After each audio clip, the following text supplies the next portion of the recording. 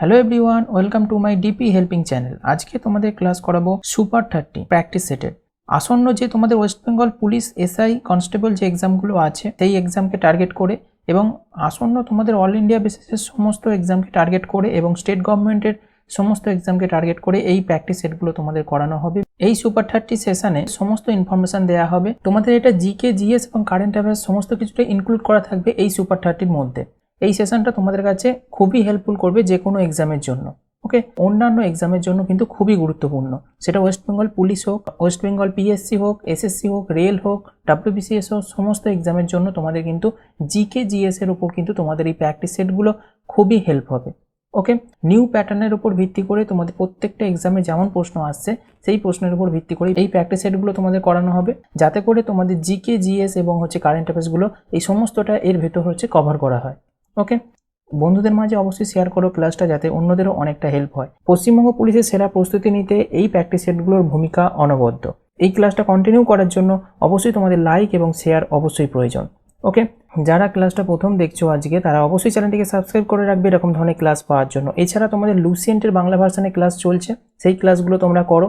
Description বক্সে link দেওয়া রয়েছে, ওখান থেকে তোমরা চেক আউট করে নিও। বাংলাতে ক্লাস করানো হচ্ছে। চলো তাহলে শুরু করি আজকে সুপার 30-র 9 নম্বর প্র্যাকটিস সেট, জিকে জিএস এর 9 নম্বর প্র্যাকটিস সেটের প্রথম প্রশ্ন আমরা দেখে নেব। প্রথম প্রশ্ন বলছে, লোকসভা ও রাজ্যসভার যৌথ অধিবেশনে সভাপতিত্ব কে করেন? মোস্ট ইম্পর্টেন্ট প্রশ্ন এটা, প্রত্যেকটা এক্সামের জন্য খুব গুরুত্বপূর্ণ এই প্রশ্নটা। অপশনগুলো দেখো, ভারতের রাষ্ট্রপতি মনোনীত সদস্য, রাজ্যসভার জ্যেষ্ঠতম সদস্য, ভারতের রাষ্ট্রপতি, লোকসভার স্পিকার। তাহলে লোকসভা ও রাজ্যসভার যৌথ অধিবেশনে সভাপতিত্ব কে করেন? রাইট আনসার হবে লোকসভার স্পিকার করেন। অপশন ডি হয়ে যাবে রাইট আনসার। ভারতীয় সংবিধানে যে 94 নম্বর আর্টিকেল আছে সেটা অনুযায়ী হাউসের কার্যকর সংখ্যাগরিষ্ঠ দ্বারা গৃহীত এবং প্রস্তাবের মাধ্যমে এই লোকসভার স্পিকারকে কিন্তু অপসারণ করা যায়। এইটা কিন্তু জেনে রাখবে, এখান থেকে প্রশ্ন আসে। লোকসভার স্পিকারকে অপসারণ করা যায় কত নম্বর আর্টিকেল অনুযায়ী? 94 নম্বর আর্টিকেল অনুযায়ী। ওকে, আর একটা জিনিস জেনে রাখবে, লোকসভার স্পিকার হতে গেলে 25 বছর বয়স হতে হবে, 25 বছরের কম হওয়া চলবে না মোটেও। ওকে, আর একটা জিনিস জানবে, লোকসভার প্রথম স্পিকার কে ছিল? যেটা 1951 সালে নির্বাচন হয়েছিল, প্রথম ছিল গণেশ বাসুদেব মাভালঙ্কার। ইনি হচ্ছেন প্রথম লোকসভার স্পিকার। সালটাও কিন্তু মনে রাখবে, 1951 সালে নির্বাচন হয়েছিল এটা। আর লাস্ট এখনো পর্যন্ত 2022-এ 17তম হচ্ছে তোমার লোকসভা স্পিকার বর্তমান আছেন 2019-এর নির্বাচন অনুযায়ী ওম বিড়লা। ওকে, 2019 থেকে এখনও আছেন ইনি, ওম বিড়লা। বোঝা গেল? এখান থেকে কিন্তু প্রশ্ন আসবে এক্সামে। পরবর্তী 2 নম্বর প্রশ্নে চলে যাব। ইন্ডিয়ান প্রিমিয়ার লিগ, যেটাকে বলা হয় আইপিএল, 2021 জিতেছে কে? এই প্রশ্নটাও কিন্তু ইম্পর্টেন্ট এক্সামের জন্য। আইপিএল থেকে 4টে অপশান আছে, Kolkata Knight Riders, Royal Challengers Bangalore, Chennai Super Kings, Mumbai Indians. তাহলে রাইট আনসার কী হবে? এটা রাইট আনসার হবে Chennai Super Kings. Option C হয়ে যাবে রাইট আনসার। আর কলকাতা নাইট রাইডার্স হচ্ছে রানার্স আপ হয়েছে, এটাও কিন্তু জেনে রাখবে। পরবর্তী প্রশ্নে চলে যাব 3 নম্বর। জিএসটি কোন ধরনের কর? GST what kind of tax? Okay, মানে জিএসটি কোন ধরনের ট্যাক্স বলতে হবে। প্রত্যক্ষ কর, পরোক্ষ কর, মূল্য সংযোজন কর, যেটাকে বলা হয় ভ্যালু অ্যাডেড ট্যাক্স। ওকে, আর আয় কর বা ইনকাম ট্যাক্স। তাহলে রাইট আনসার কোনটা হবে? জিএসটি কোন ধরনের ট্যাক্স? এটা একটা ইনডাইরেক্ট ট্যাক্স, অর্থাৎ পরোক্ষ কর। অপশান বি হয়ে যাবে রাইট আনসার। খুব ইম্পর্টেন্ট কিন্তু এটা। পরবর্তী প্রশ্ন দেখো 4 নম্বর। কোন বিখ্যাত লেখক মাধবী কুট্টি ছদ্মনাম নিয়েছিলেন? এই প্রশ্নটা তোমাদের এনটিপিসি 2021-এর এক্সামে কিন্তু এসেছে। এই প্রশ্নটা খুব ইম্পর্টেন্ট। মাধবী কুট্টি ছদ্মনাম নিয়েছিলেন কোন বিখ্যাত লেখক? তরু দত্ত, নয়নতারা সেহগল, বালামণি আম্বা নাকি কমলা দাস? রাইট আনসার হবে কমলা দাস। ইনি মাধবী কুট্টি ছদ্মনাম কিন্তু নিয়েছিলেন, ইনি একজন বিখ্যাত লেখক। পরবর্তী 5 নম্বর প্রশ্ন দেখো। মায়োপিয়া রোগের কোন লেন্স ব্যবহৃত হয়? উত্তল লেন্স, অবতল লেন্স, নলাকার লেন্স নাকি প্রগতিশীল লেন্স? তাই রাইট আনসার কী হবে? এটা অবতল লেন্স ব্যবহার করা হয়। অপশান বি হয়ে যাবে রাইট আনসার, কনকেভ লেন্স। এটাও কিন্তু মনে রাখবে, অনেক সময় এক্সামেতে বাংলা টার্মগুলো না দিয়ে ইংলিশ টার্মগুলো দিয়ে দেয়। ওকে, কনকেভ হচ্ছে অবতল আর কনভেক্স হচ্ছে উত্তল। বোঝা গেছে? এই দুটো জিনিস মনে রাখবে। আর মায়োপিয়া রোগের জন্যই কনভেক্স বা অবতল লেন্সটাই কিন্তু ব্যবহার করা হয়ে থাকে। আর মায়োপিয়া রোগটা কি? মায়োপিয়া রোগ হচ্ছে কাছের বস্তুগুলোকে স্পষ্টভাবে দেখা যায় কিন্তু দূরের বস্তু অস্পষ্ট দেখা যায়, এটাই হচ্ছে তোমার মায়োপিয়া রোগ। ওকে, আর একটা রোগ হয় যেটা হচ্ছে তোমার হাইপারমেট্রোপিয়া, সেটা ঠিক উল্টোটা হয়। দূরের বস্তু স্পষ্ট দেখতে পায় কিন্তু কাছের বস্তুকে অস্পষ্ট দেখতে পায়, সেটাকে বলা হয় দীর্ঘদৃষ্টি বা হাইপারমেট্রোপিয়া। আর এইটাকে বলা হয়, মায়োপিয়াটাকে বলা হয় হস্রদৃষ্টি। আশা করি ক্লিয়ার হয়েছে। দুটো থেকে কিন্তু এক্সামে প্রশ্ন আসে। পরবর্তী প্রশ্ন দেখো 6 নম্বর। ভারতের প্রথম সুপার কম্পিউটার কোনটি? প্রশ্নটা প্রত্যেকটা এক্সামেই রিপিট হয়। প্রথম সুপার কম্পিউটার কোনটি ভারতের? আদিত্য, বিক্রম 100, পরম 8000 নাকি শাস্ত্র? রাইট অ্যান্সার কী হবে বলো? পরম 8000 বলে যেটা আছে সেটা হচ্ছে তোমার প্রথম ভারতের সুপার কম্পিউটার। অপশান সি হয়ে যাবে রাইট অ্যান্সার। পরম যে 8000 লঞ্চ হয়েছিল 1991 সালের 1 জুলাই, এটাও কিন্তু জেনে রাখবে। পরবর্তী প্রশ্ন দেখো 7 নম্বর। নির্বাচিত আঞ্চলিক সরকার গঠনের ক্ষেত্রে ভারতে নিম্নলিখিত কোন ভাইসরয় উদ্যোগী হন? এই প্রশ্নটা ইম্পর্টেন্ট প্রশ্ন, 2021-এ দুটো এক্সামে রিপিট হয়েছে এই প্রশ্নটা। নির্বাচিত আঞ্চলিক সরকার গঠনের ক্ষেত্রে ভারতের নিম্নলিখিত কোন ভাইসরয় উদ্যোগী হয়েছিলেন বলো? Lord Ripon, Lord Reading, Lord Irwin, Lord Wavell. Right answer কী হবে? লর্ড রিপন। অপশান এ হয়ে যাবে রাইট অ্যান্সার। ওকে, লর্ড রিপনের সময়কালটা মনে রাখবে, 1880 থেকে হচ্ছে তোমার ইনি হচ্ছে ভাইসরয় ছিল, 1880 থেকে কত পর্যন্ত? 84 পর্যন্ত। ওকে, এটা কিন্তু জেনে রাখবে, এক্সামে প্রশ্ন আসতে পারে। আর এখানে আরও কিছু ইনফরমেশান তোমাদের লর্ড রিপন সম্পর্কে জানবে। ভার্নাকুলার যে প্রেস অ্যাক্ট সেটা বাতিল করে দিয়েছিল এই লর্ড রিপন কত সালে? 1882 সালে। এটা খুব ইম্পর্টেন্ট, বারবার এক্সামে আসে। আরেকটা প্রশ্ন আছে, প্রথম কারখানা আইন চালু করেছিলেন কে? লর্ড রিপন। কত সালে? 1881 সালে। এছাড়া প্রথম সরকারি জনগণনা শুরু করেছিলেন এই লর্ড রিপন 1881 সালে। ওকে, কিন্তু প্রথম আদমশুমারি নয়, কিন্তু অনেকে কনফিউজ করে ফেলে, ভারতের প্রথম আদমশুমারি চালু করেছিল লর্ড মেয়ো, যেটা 1871-এ। কিন্তু আমি কি বলছি, প্রথম সরকারি জনগণনা চালু হয়েছিল লর্ড রিপনের আমলে, যেটা 1881-তে হয়েছিল। আশা করি দুটো ক্লিয়ার হয়েছে। আর একটা জিনিস মনে রাখবে, মাতৃভাষায় সংবাদপত্র আইন রোধ করা হয়েছিল এই লর্ড রিপনের সময়, যেটা 1881-তে করা হয়েছিল। আর একটা লর্ড রিপনের সময় করা হয়েছিল ইম্পর্টেন্ট জিনিস, ইলবার্ট বিল পেশ। পরে অবশ্য সেটা প্রত্যাহার করে নেওয়া হয়েছিল, কিন্তু ইলবার্ট বিল পেশ হয়েছিল লর্ড রিপনের সময় 1883-তে। এটাও নোট করে রাখবে, এটাও তোমাদের কাজে লাগবে। এছাড়া স্থানীয় স্বায়ত্তশাসন আইন, যেটা 1882 সালে লর্ড রিপনের সময় কিন্তু হয়েছিল। এই কটা জিনিস তোমরা নোট করো, এক্সামে খুবই কাজে দেবে। এখান থেকে বারবার প্রশ্ন কিন্তু আসে প্রত্যেকটা এক্সামে। পরবর্তী প্রশ্ন দেখো, মানব উন্নয়ন সূচক 2022 অনুসারে ভারতের স্থান কত? এটা খুব ইম্পর্টেন্ট, মানব উন্নয়ন সূচকটা। ওকে, এটা রাইট অ্যান্সার কী হবে বলো? 2022 অনুসারে ভারতের স্থান হচ্ছে 131। অপশান বি হয়ে যাবে রাইট অ্যান্সার। ওকে, 189টা দেশের মধ্যে 131তম স্থানে রয়েছে ভারত। পরবর্তী প্রশ্ন দেখো 9 নম্বর। নিম্নলিখিতগুলির মধ্যে 2021 সালে রাজীব গান্ধী, এখানটা দুবার প্রিন্টিং হয়েছে লেখাটা, একটু দেখে নাও। নিম্নলিখিতগুলির মধ্যে 2021 সালে রাজীব গান্ধী খেলরত্ন পুরস্কার কে পেয়েছেন? খুব ইম্পর্টেন্ট প্রশ্ন, 2021-এ রাজীব গান্ধী খেলরত্ন পুরস্কার এই 4টে অপশানের মধ্যে কে পেয়েছেন বলো? এইরকম টাইপের প্রশ্ন তোমাদের লেটেস্ট প্যাটার্নে কিন্তু থাকছে। ওকে, তাই এটা রাইট অ্যান্সার কী হবে বলো? সুনীল ছেত্রী পেয়েছেন। অপশান বি হয়ে যাবে রাইট অ্যান্সার। এই মনিকা বাত্রা, রোহিত শর্মা, রানী রামপাল, এরা সবাই কিন্তু 20-তে পেয়েছে রাজীব গান্ধী খেলরত্ন পুরস্কার। একমাত্র এই যে অপশান অনুযায়ী সুনীল ছেত্রী যিনি ছিলেন, ইনি 2021-এ পেয়েছেন। রাজীব গান্ধী খেলরত্ন পুরস্কারে কিন্তু নাম চেঞ্জ হয়ে গেছে, এখন মেজর ধ্যানচাঁদ খেলরত্ন পুরস্কার কিন্তু নামে পরিচিত। এটাও কিন্তু জেনে রাখবে, বারবার তোমাদের সেটাতে আমি বলছি। ওকে, রাজীব গান্ধী খেলরত্ন পুরস্কারের নতুন নাম হয়েছে মেজর ধ্যানচাঁদ খেলরত্ন পুরস্কার। ওকে, এটা কিন্তু অবশ্যই তোমরা জানবে। প্রথম পুরস্কৃত করা হয়েছিল এই পুরস্কার 1991-92 সালে। প্রথম বিজয়ী ছিল বিশ্বনাথন আনন্দ, যিনি দাবা খেলার সাথে যুক্ত। ওকে, আর 2021-এ কারা কারা রাজীব গান্ধী খেলরত্ন পুরস্কার পেয়েছে এবং কিসের সাথে যুক্ত সেটাও তোমাদের আমি 4টা দিয়েছি, অবশ্যই এটা মুখস্থ করবে, ভেরি ভেরি ইম্পর্টেন্ট এক্সামের জন্য। নীরজ চোপড়া অ্যাথলেটিক্স অর্থাৎ জ্যাভলিং থ্রো থেকে হচ্ছে গোল্ড মেডেল জিতেছে টোকিও অলিম্পিকে, তোমরা জানো নীরজ চোপড়া। তা রাজীব গান্ধী খেলরত্ন পুরস্কারও তিনি পেয়েছেন নীরজ চোপড়া অ্যাথলেটিক্স থেকে। রবি কুমার দাহিয়া ফ্রিস্টাইল কুস্তি থেকে পেয়েছে। লাভলিনা বোরগাইন, ইনি বক্সিংয়ের সঙ্গে যুক্ত। PR শ্রীজেশ, ইনি হকিতে যুক্ত। অবনী লেখরা, খুব ইম্পর্টেন্ট, প্যারা অলিম্পিক শুটিংয়ে। ওকে, সুমিত আন্টিল, ইনি হচ্ছে অ্যাথলেটিক্সের সাথে যুক্ত। প্রমোদ ভগত, প্যারা ব্যাডমিন্টন। কৃষ্ণনগর হচ্ছে প্যারা ব্যাডমিন্টন। মনীষ নগরওয়াল, প্যারা Olympic shooting. Mithali Raj, cricket, most important এটা। অলরেডি তোমাদের SI যে এক্সামটা হয়েছিল সেখানে এখান থেকে প্রশ্ন চলে এসেছে। সুনীল ছেত্রী হচ্ছে ফুটবল, মনোপ্রীত সিং হচ্ছে হকি। তাহলে এইগুলো কিন্তু অবশ্যই তোমরা জানবে, এখান থেকে অনেক রকমভাবে প্রশ্ন আসে। রাজীব গান্ধী খেলরত্ন পুরস্কার তো এতজন পেয়েইছে, এই নামগুলো জানলে এবং তারা কোন খেলার সাথে যুক্ত এগুলো কিন্তু জেনে রাখবে, এখান থেকে প্রশ্ন কিন্তু আসবেই এক্সামে। ওকে, চলো পরবর্তী প্রশ্নে আমরা চলে যাব 10 নম্বর। সাঁচি স্তূপ কে নির্মাণ করেন? চন্দ্রগুপ্ত, বিন্দুসার, চাণক্য নাকি অশোক? সাঁচি স্তূপ নির্মাণ করেছিলেন অশোক। অপশান ডি হয়ে যাবে রাইট আনসার। এখানে অনেকগুলো ইনফরমেশান তোমাদের জানতে হবে। এই সাঁচি স্তূপ মধ্যপ্রদেশের রায়সেন জেলায় কিন্তু অবস্থিত। ভারতের প্রাচীনতম পাথরের কাঠামো হিসাবে বিবেচিত হয় এই সাঁচি স্তূপ। এটি একটি ইউনেস্কো ওয়ার্ল্ড হেরিটেজ সাইটের অন্তর্গত, যেটা 1889 সালে প্রথম হচ্ছে অন্তর্ভুক্ত হয়েছিল। এখান থেকে কিন্তু প্রশ্ন তোমাদের অলরেডি 2021-এ একটা এক্সাম এসেছিলো, NTPC 2021-এর এক্সামটা এসেছিলো। ওকে, সাঁচি স্তূপ কত সালে ইউনেস্কো ওয়ার্ল্ড হেরিটেজ সাইটে অন্তর্ভুক্ত হয়, এটা জেনে রাখবে। আর একটা ইম্পর্টেন্ট জেনে রাখবে, 200 টাকার নোটে কিন্তু এই সাঁচি স্তূপের ছবি দেওয়া রয়েছে। আর অশোক যে ছিল, অশোক হচ্ছে দেবনাম প্রিয় নামে পরিচিত ছিল, এটাও জেনে রাখবে। অশোক 261 খ্রিস্টপূর্বাব্দে কলিঙ্গ যুদ্ধে কিন্তু কলিঙ্গ আক্রমণ করেছিল, এটা জেনে রাখবে। কলিঙ্গ যুদ্ধ কবে হয়েছিল, কে করেছিল? অশোক। অশোক ছিল মৌর্য রাজবংশের একজন ভারতীয় সম্রাট। চন্দ্রগুপ্ত মৌর্য ছিল প্রাচীন ভারতের মৌর্য সাম্রাজ্যের প্রতিষ্ঠাতা। আর বিন্দুসার ছিল ভারতীয় দ্বিতীয় মৌর্য সম্রাট এবং সবচেয়ে বিখ্যাত শাসক অশোকের পিতা, এটাও কিন্তু জেনে রাখবে। ওকে, চলো পরবর্তী প্রশ্নে আমরা চলে যাব।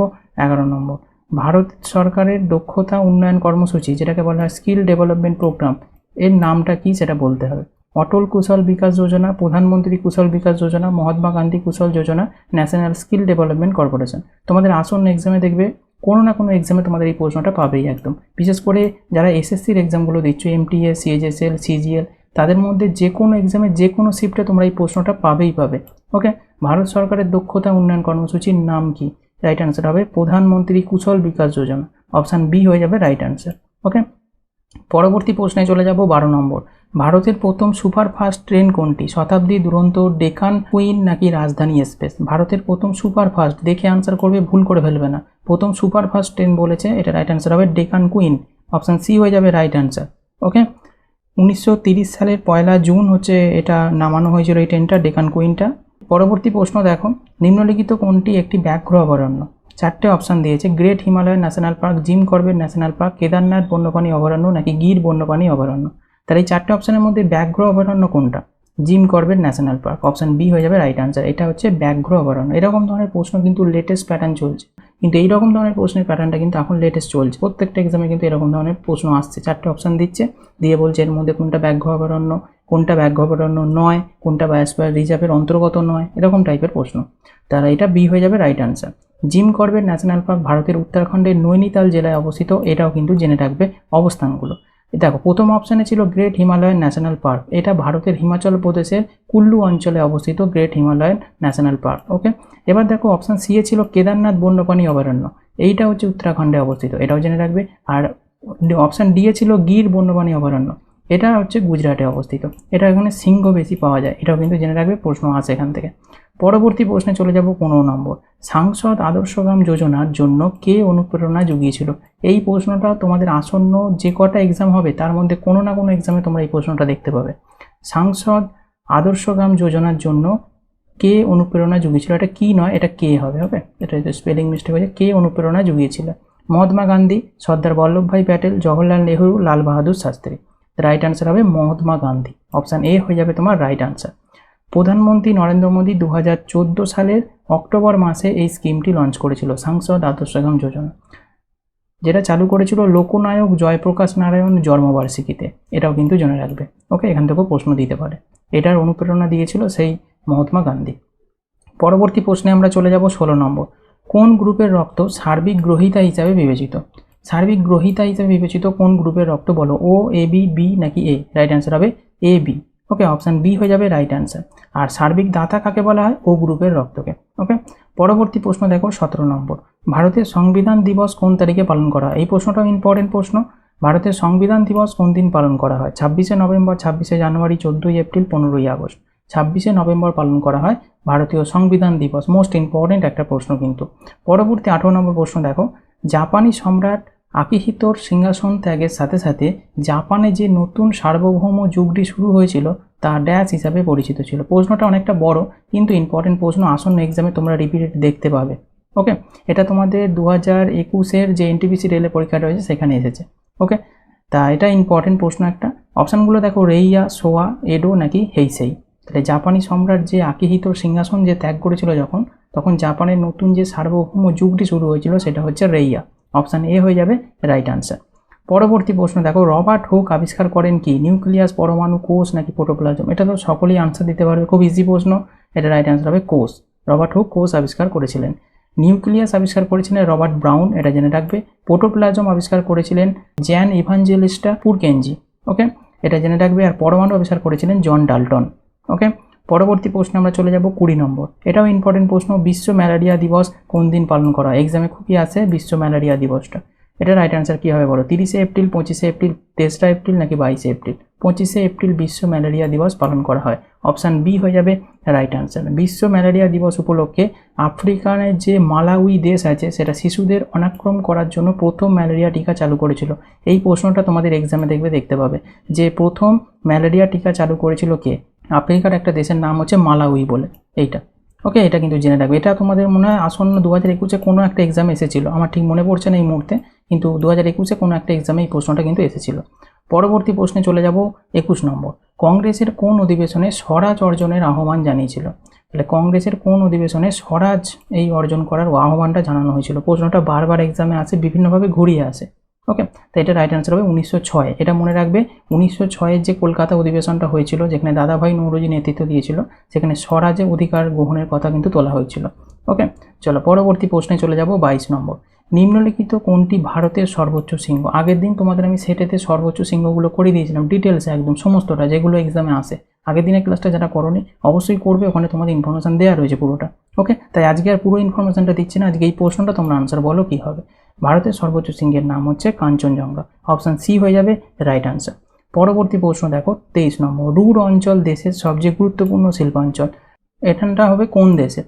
রুর অঞ্চল কোন দেশের সবচেয়ে গুরুত্বপূর্ণ শিল্পাঞ্চল? ফ্রান্স, ডেনমার্ক, জার্মানি নাকি হাঙ্গেরি? মোস্ট ইম্পর্টেন্ট প্রশ্ন কিন্তু। এটা রাইট আনসার হবে জার্মানি দেশে। ওকে, অপশান সি হয়ে যাবে তোমার রাইট আনসার। আর একটা জিনিস জেনে রাখবে এখানে ইনফরমেশন হিসাবে, জার্মানির যে রাইন ও তার দুটো উপনদী আছে রুর এবং লিপে, এর সংযোগস্থলেই কয়লা খনি কেন্দ্র গড়ে উঠেছে। ইউরোপের অন্যতম শ্রেষ্ঠ শিল্পাঞ্চল বলা হয় এই জার্মানির রুর শিল্পাঞ্চলকে, এটা জেনে রাখবে। আর দুর্গাপুরকে ভারতের রুর শিল্পাঞ্চল বলা হয় কেন? না, দুর্গাপুর ভারতের অন্যতম শ্রেষ্ঠ লৌহ ইস্পাত শিল্পকেন্দ্র, জার্মানির রুর শিল্পাঞ্চলের সঙ্গে এর সাদৃশ্য থাকার কারণে দুর্গাপুরকে ভারতের রুর শিল্পাঞ্চল বলা হয়, এটা আমরা জানলাম। আর দুর্গাপুর শিল্পাঞ্চল কোন নদীর তীরে গড়ে উঠেছে? দামোদর নদীর তীরে গড়ে উঠেছে, এটাও তোমরা কিন্তু জেনে রাখবে। পরবর্তী প্রশ্নে নিচের কোনটি ওয়েব ব্রাউজার নয়? এই প্রশ্নটা তোমাদের ওয়েস্ট বেঙ্গল পুলিশের জন্য খুব ইম্পর্টেন্ট এবং অন্যান্য এক্সামেও ইম্পর্টেন্ট। কম্পিউটার রিলেটেড প্রত্যেকটা প্রশ্ন গুরুত্বপূর্ণ, এখন প্রত্যেকটা এক্সামে কম্পিউটার থেকে প্রশ্ন আসছে। তোমরা যদি কম্পিউটারের ডিটেলস ক্লাস করতে চাও, আমি লুসিয়েন্টের তোমাদের চ্যাপ্টার অনুযায়ী ক্লাস করাচ্ছি, সেই ক্লাসগুলো অবশ্যই দেখো, তোমাদের সকল ডাউট কিন্তু ক্লিয়ার হয়ে যাবে। ডেসক্রিপশন বক্সে লিঙ্ক দেওয়া রয়েছে, তোমরা যে চেক আউট করো বা প্লেলিস্টে চেক করতে পারো, লুসিয়েন্ট কম্পিউটার বলে প্লেলিস্ট করা রয়েছে, ওখানে গিয়ে তোমরা করো, চ্যাপ্টার অনুযায়ী ক্লাস পেয়ে যাবে ডিটেলসে। তাহলে এটা রাইট অ্যান্সার কী হবে বলো? ওয়েব ব্রাউজার নয় নিম্নলিখিত কোনটি? মোজিলা ফায়ারবক্স, গুগল, অপেরা নাকি সাফারি? রাইট অ্যান্সার হবে গুগল। এই গুগল হচ্ছে যেটা, এটা একটা ওয়েব ব্রাউজার নয়, এটা একটা সার্চ ইঞ্জিন হচ্ছে তোমার গুগল। আর ওয়েব ব্রাউজার হচ্ছে মোজিলা ফায়ারবক্স, অপেরা, সাফারি, এগুলো সবই কিন্তু ওয়েব ব্রাউজার। তোমাদের কিছু ওয়েব ব্রাউজারের নাম আমি দিয়ে রেখেছি, এটা এই কটা মুখস্থ করবে, এই 10টা, তাহলে দেখবে তোমাদের কমন চলে আসবে পরীক্ষায়। এই Google Chrome, Microsoft Edge, Apple Safari, Opera, Firefox, Brave, Vivaldi, হচ্ছে ডুকডাক গো, তারপরে হচ্ছে ক্রোমিয়াম, এপিক, এই নামগুলো তোমরা মনে রাখবে। ওয়েব ব্রাউজার এই 10টা, দেখবে এই কটার ভেতর থেকে তোমরা কমন পাবে, এর বাইরে আসে না। ওকে, পরবর্তী প্রশ্নে চলে যাব 25 নম্বর। মঈনুদ্দিন চিশতির দুর্গটি কোথায় অবস্থিত? ভেরি ভেরি ইম্পর্টেন্ট প্রশ্ন। মঈনুদ্দিন চিশতির যে দুর্গটা আছে সেটা কোথায় অবস্থিত? দিল্লি, ফতেপুর সিক্রি, আজমির নাকি কাশ্মীর? এটা আজমিরে অবস্থিত। অপশান সি হয়ে যাবে রাইট আনসার। আজমির শাফির দরগাহ, যেটা রাজস্থানের আজমিরে অবস্থিত, শ্রদ্ধেয় সুফি সাধক মঈনুদ্দিন চিশতির একটা সুফি সমাধি বা দরগাহ বলতে পারো, এটা কিন্তু জানাবে। পরবর্তী 26 নম্বর প্রশ্ন দেখো, চুন জলের রাসায়নিক সংকেত কোনটি? ওকে, এটা একটা কেমিস্ট্রি থেকে প্রশ্ন, খুব ইম্পর্টেন্ট প্রশ্ন। চুন জলের রাসায়নিক সংকেত কোনটা? 4টে অপশানের মধ্যে অপশান বি হয়ে যাবে রাইট আনসার। CaOH2, মানে ক্যালসিয়াম হাইড্রোক্সাইডকে বলা হয় চুন জলের রাসায়নিক সংকেত। অপশান বি হবে কারেক্ট আনসার। ওকে, পরবর্তী প্রশ্নে আমরা চলে যাব 27 নম্বর। পিত্ত বা বিল যেটাকে বলা হয় ইংলিশে, এটা কোথা থেকে নির্গত হয় বলো? যকৃৎ, অগ্নাশয়, পিত্তথলি নাকি পাকস্থলী? পিত্ত এটা নির্গত হয় হচ্ছে যকৃৎ থেকে, মানে লিভার থেকে। অপশান এ হয়ে যাবে তোমার রাইট আনসার। অগ্নাশয় থেকে কোনগুলো নিঃসৃত হয়? উৎসেচকগুলো একটু মনে রাখবে, এক্সামে প্রশ্ন আছে। ট্রিপসিন, লাইপেজ আর অ্যামাইলেজ, এই 3টে হচ্ছে অগ্নাশয় থেকে নিঃসৃত হয়, এগুলো উৎসেচক। আর অগ্নাশয় একটা মিশ্রগ্রন্থি, এটাও কিন্তু জেনে রাখবে, বারবার এক্সামে প্রশ্ন দেয়। পরবর্তী প্রশ্নে চলে যাব 28 নম্বর। চন্দ্রযান 2 উৎক্ষেপণ করতে ব্যবহৃত করা হয়েছে কোনটি? 4টে অপশান দিয়েছে, এর মধ্যে কোনটা চন্দ্রযান 2 উৎক্ষেপণ করতে ব্যবহার করা হয়েছে? এটা রাইট অ্যান্সার হবে অপশান এ, GSLV Mk3M1। এইটা হচ্ছে তোমার ব্যবহার করা হয়েছে চন্দ্রযান 2 উৎক্ষেপণ করতে। তোমাদের আগের দিন সেটগুলোতে আমি চন্দ্রযান 1 সম্পর্কে ডিটেলসে বর্ণনা করেছি। ওকে, ওখানটা দেখবে, অনেক ইনফরমেশন পাবে এবং এক্সামের জন্য খুবই গুরুত্বপূর্ণ। ওকে, চন্দ্রযান 2 হলো চন্দ্রযান 1-এর পর ভারতীয় মহাকাশ গবেষণা সংস্থা দ্বারা এটা দ্বিতীয় চন্দ্র অন্বেষণ মিশন। কিন্তু এটা 2019-এর 22শে জুলাই লঞ্চ করা হয়েছিল। কোথা থেকে করা হয়েছিল? সতীশ ধাওয়ান স্পেস সেন্টার থেকে। আর চন্দ্রযান 1 সম্পর্কে জানতে আগের ক্লাসটা করো, সেখানে তোমরা পেয়ে যাবে। চলো পরবর্তী প্রশ্নে চলে যাব। 29 নম্বর, ভারতীয় সংবিধানের স্বতন্ত্র, সাম্য এবং ভ্রাতৃত্বের ধারণাগুলি কোন দেশ থেকে নেওয়া হয়েছে? মানে কোন দেশের সংবিধান থেকে স্বতন্ত্র, সাম্য এবং ভ্রাতৃত্বের ধারণাগুলো আমাদের সংবিধানে ইনক্লুড করা হয়েছে বলতে হবে। মোস্ট ইম্পর্টেন্ট প্রশ্ন কিন্তু এটা। ফ্রান্স, ব্রিটেন, জাপান নাকি রাশিয়া? আসন্ন প্রত্যেকটা এক্সামে তোমরা এই প্রশ্নটা দেখতে পাবে। এটা রাইট অ্যান্সার হবে ফ্রান্স। অপশান এ হয়ে যাবে রাইট অ্যান্সার। ওকে, এবার তোমাদের একটা চার্ট দেবো। চার্টটা যারা মুখস্থ করবে 1 নম্বর কমন পাবে পরীক্ষায়। ফ্রান্সের সংবিধান থেকে নেওয়া হয়েছে কী কী দেখো? প্রজাতন্ত্র এবং স্বাধীনতা, সাম্য এবং ভ্রাতৃত্বের যে আদর্শ, এটা ফ্রান্সের সংবিধান থেকে নেওয়া হয়েছে। ওকে, দক্ষিণ আফ্রিকার সংবিধান থেকে কী কী নেওয়া হয়েছে? আমাদের সংবিধান সংশোধন পদ্ধতি আর উচ্চ কক্ষের সদস্যদের নির্বাচন। উচ্চ কক্ষ বলতে রাজ্যসভার কথা বলা হয়েছে।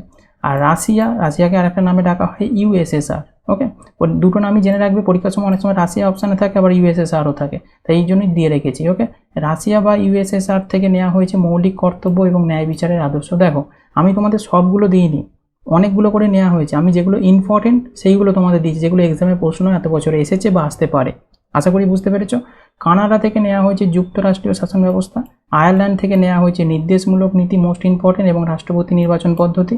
আমেরিকা যুক্তরাষ্ট্র থেকে নেওয়া হয়েছে লিখিত সংবিধান আর প্রস্তাবনা আর মৌলিক অধিকার। এখানটা খুবই আছে, মৌলিক অধিকার কোথা থেকে নেওয়া হয়েছে? আমেরিকা যুক্তরাষ্ট্র। আর মৌলিক কর্তব্য কোথা থেকে নেওয়া হয়েছে? ওকে, এই দুটো কিন্তু ইম্পর্টেন্ট। মৌলিক কর্তব্য যে রাশিয়া থেকে নেওয়া হয়েছে, এই দুটো অনেকে কনফিউজ করে ফেলে। ব্রিটেন বা ইউকে যেটা আছে সেটা হচ্ছে একক নাগরিকত্ব নেওয়া হয়েছে, মানে সিঙ্গেল সিটিজেনশিপ, এবং আইন তৈরির পদ্ধতি, এটা ব্রিটেন থেকে নেওয়া হয়েছে। জার্মানি থেকে নেওয়া হয়েছে জরুরি অবস্থার সময় মৌলিক অধিকার সমূহকে মুলতবি রাখা সাময়িক সময়ের জন্য, এটা জার্মানি থেকে নেওয়া হয়েছে। এই কটা তোমরা যদি মুখস্থ করো, তোমরা এক্সামে 100% এখান থেকে প্রশ্ন এলে অবশ্যই কমন পাবে। এখান থেকে প্রশ্ন আসে এক্সামে। ওকে, এই প্রশ্নটাও তোমাদের, এই 29 নম্বর প্রশ্নটাও 2021, 20, 18 প্রত্যেকটা এক্সামে রিপিট হওয়া প্রশ্ন। ওকে, চলো পরবর্তী প্রশ্নে চলে যাব। 30 নম্বর, এবং এটাই শেষ প্রশ্ন আজকে সুপার 30 সিরিজে। 1857 সালের বিদ্রোহের সময় ভারতের ব্রিটিশ মহিলাদের উৎসর্গীকৃত চিত্র ইন মেমোরিয়াম ছবিটি কে এঁকেছেন? এই প্রশ্নটাও তোমাদের জন্য ইম্পর্টেন্ট। ইন মেমোরিয়াম নামে যে ছবিটা আছে, মানে চিত্রটা, সেটা ব্রিটিশ মহিলাদের উৎসর্গীকৃত একটা ছবি, যেটা 1857 সালে বিদ্রোহের সময় আঁকা হয়েছিল। সেটা কে এঁকেছিলেন বলতে হবে। এটা হবে Joseph Noel Paton. Option D হয়ে যাবে তোমার রাইট আনসার। এই স্ট্যান্ডার্ড প্রশ্নগুলো কিন্তু তোমাদের এক্সামে ভালোভাবে প্রিপারেশান নিতে কিন্তু সাহায্য করবে। ক্লাসটা তোমাদের কেমন লাগছে অবশ্যই তোমরা জানিও কমেন্ট করে, আর ভালো লাগলে লাইক করো, বন্ধুদের মাঝে শেয়ার করো। তোমাদের লাইক এবং শেয়ারের উপরই আমাদের নেক্সট ক্লাসগুলো নির্ভর করছে। ওকে, তোমাদের সাপোর্ট প্রয়োজন, তাহলে তোমাদেরকে আমি এইভাবে ক্লাস দিতে থাকবো। Okay, thank you, thanks for watching this video.